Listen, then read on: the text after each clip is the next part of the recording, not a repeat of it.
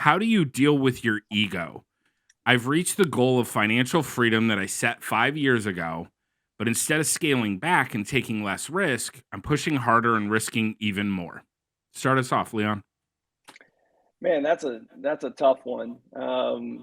I just because it's for me because I don't really. We all have egos, but one thing that we do within the collective genius and why this community has always resonated with me is we all check our egos at the door because no matter how big you are in any facet of your life or business, there's someone out there that's bigger and better at something. Right? It may not be better necessarily for you, but it's better or bigger. So for me, I don't care if I was a billionaire, I'd be the same person that I am today. I just may have a little bit more stuff.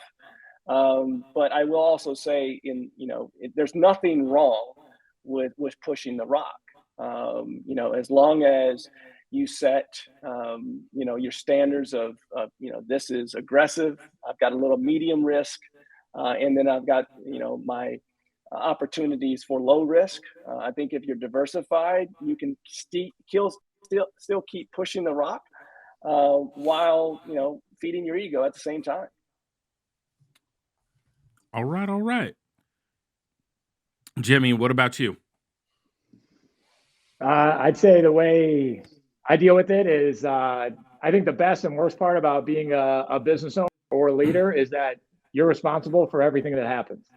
And, any business, there's constantly going to be mistakes happening. There's constantly going to be ways on getting over or getting better. And a big obstacle in my past to getting better and admitting fault has been my role in either not training somebody well enough, not giving clear enough direction. So I've been able to keep my ego in check. And I think it's a way to keep your ego in check when you take on responsibility, and that every time you have an adverse event, you're looking at what could I personally have done better because I am ultimately responsible. Okay. Personal accountability. I dig it. All right, Steve, what you got? I really appreciate this question. It's a really deep question. And, Leon talked about it. Every time we open CG, Jason Medley has the same exact presentation every single time. And a lot of people in there, like, oh, again. But he was so prescient. He was so right. We are experiencing a winter, right, in business. And he said, take chips off the table. Take chips off the table, right? So I'm not saying don't grow. Keep pursuing, right? Go out there and do more things. Just ask yourself, how can I do those things without taking as much risk? How can I reduce the risk? How can I reduce the downside? How can I continue to grow and expand and do more without taking on any more risk? I've been in private conversations where we're talking about multifamily. Like, a friend of mine has got some serious headwinds right now, some serious challenges because he personally guaranteed a very large loan, right? And he literally everything is at risk right now because of this desire to grow and grow and grow and grow. And he was probably going to be fine. But I think if you just look at how can you grow and do more while still taking some chips off the table while reducing risk. Like me personally, I am no longer signing any more personal guarantees. I don't care how great the opportunity is, right? I am no longer signing personal guarantees. These are things you got to look at as you're growing. So don't stop growing. Just how can you grow without risking what you've accomplished so far? Very true, Steve. I'm going to need you to personally guarantee something for me. Just wanted to go ahead and throw that out there. Summer has my signature. Eric, what about you, boss? So I think each of these answers are pretty accurate.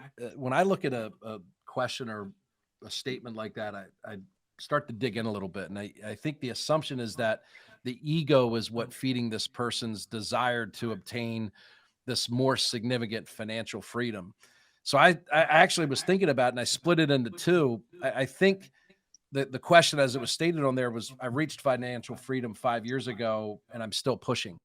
I think that's because we probably established a number that we thought would be attached to something else. So if I can just get $1 million, I'll have freedom of choices, freedom of time, freedom of decisions. And we get there and it's like, the money didn't provide me the actual tangible result I wanted. I got the money, but I didn't get the freedom. I think one part of that was we probably set the wrong goal. It wasn't the money. It was whatever we thought the money would allow us that should become the goal. Number two is I think it's unfairly categorized as ego that drives us. The majority of people that I talk to, when you ask about why do you push, why do you do what you do, why is enough not enough? If you get a couple layers deep, it's almost always about somebody else. It's about their family, their children, their grandkids, their community, the school they grew up at, the neighborhood they're from, right? The neighborhood they live in now. I think it's the absence of ego. It requires confidence, and maybe a little bit of it feels selfish because we benefit from it. But I think generally what drives people, and this is my perception, is the ability to be able to do for others, not necessarily what we keep for ourselves.